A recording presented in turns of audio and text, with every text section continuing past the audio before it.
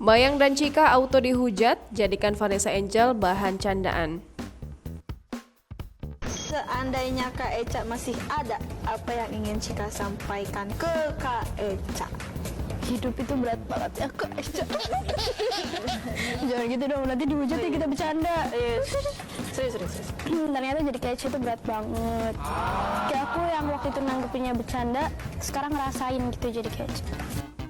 Mayang dan Chika sempat diundang untuk mengisi konten di salah satu kanal YouTube. Dalam kesempatan itu, mereka sempat membahas soal mendiang Vanessa Angel.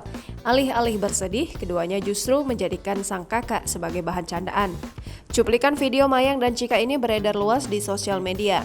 Salah satunya diunggah oleh akun Instagram lambe_corner pada Kamis 24 Februari.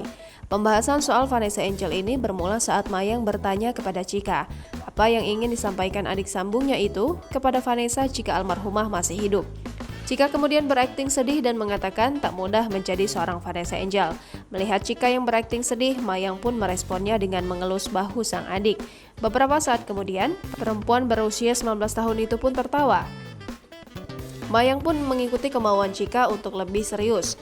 Ia lantas meminta sang adik memberikan jawaban yang serius. Namun, lagi-lagi, keduanya masih bisa bercanda di akhir video.